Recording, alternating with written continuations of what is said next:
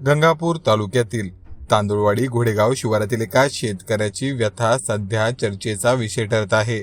शासनाच्या solar pump योजनेवर विश्वास ठेवून आईचे दागिने गहाण ठेवले, पैसे भरले, पण अनेक महिने उलटूनही शेतात पाणी आले नाही. नेमकं कारण काय आहे, हे प्रकरण पाहूया. तालुक्यातील महत्त्वाचा चर्चेचा विषय, विशेष रिपोर्टमधून. गंगापूर तालुक्यातील घोडेगाव येथे आज आपण आहोत आणि या ठिकाणी गट नंबर 320 या गट नंबर मध्ये आहोत आणि या ठिकाणी आपल्या सोबत शेतकरी आहेत. खूप दिवसापासून सोलर हे पेंडिंग आहे आणि या ठिकाणी जे सोलरचं मटेरियल आहे ते त्यांच्या घरी येऊन पडलेलं आहे आणि या ठिकाणी सिस्टमला जे दाखवतंय ते इन्स्टॉलेशन दाखवत आहे आणि या ठिकाणी आपल्या सोबत शेतकरी आहे आणि याच ठिकाणी आपण उभा आहोत. काय सांगाल, आपल्याला जे सोलरचं मटेरियल मिळालेलं आहे ते किती दिवसापूर्वी आपल्याकडे आलेले? 4 महिने झालेले.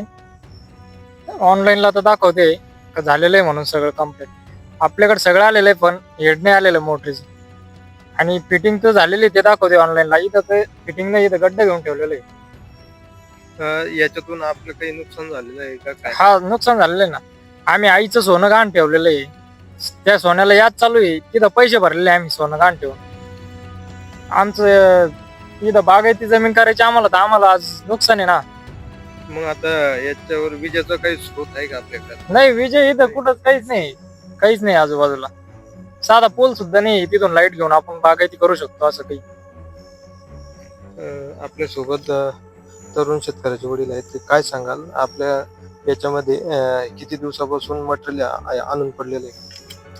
मटेरियल येऊन 4-5 महिने झाले. पूर्वी पीक काय घेतलं आपण? पूर्वी कपास घेतली, त्याच्यानंतर बागायती काही झालं? बागायती मका करायची, पाणी भरपूर आहे. पाणी भरपूर आहे. नक्कीच या ठिकाणी अनेक असे शेतकरी आहेत की सोलार ज्या कंपन्या आहेत त्यांना हे पेमेंट भरून 6-6 महिने 1 वर्ष उलटूनही शेतकऱ्यांना सोलार मिळालेला नाही. आणि या ठिकाणी जर बघितलं गेलं तर बोलेगाव या ठिकाणी असंच हा प्रकार समोर आलेला होता. आणि जे सिस्टम आहे महावितरणाचं, या ठिकाणी त्यांच्या सिस्टमला हे जे सोलार पंपाचं आहे ते जे त्यांचं काम आहे ते पूर्ण झालेलं दाखवलं गेलेलं होतं. आणि या ठिकाणी हीच परिस्थिती तांदुळवाडी मधील शेतकऱ्यांची, हे घोडेगावचं शिवार पडतं. या ठिकाणी 320 गट नंबर मध्ये हाच प्रकार समोर आलेला आहे.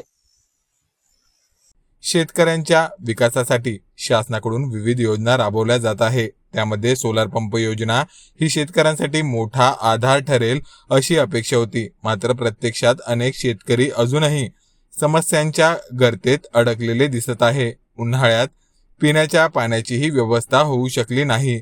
शेतीचे मोठे नुकसान झाले असून आता खरीप हंगाम तोंडावर आला आहे. पण शेतकऱ्यांच्या समस्यांकडे दुर्लक्ष होत असल्याचा आरोप शेतकरी वर्गाकडून केला जात आहे. शेतकऱ्यांच्या म्हणण्यानुसार कंपनीकडून वारंवार फक्त आश्वासने दिली जात आहे.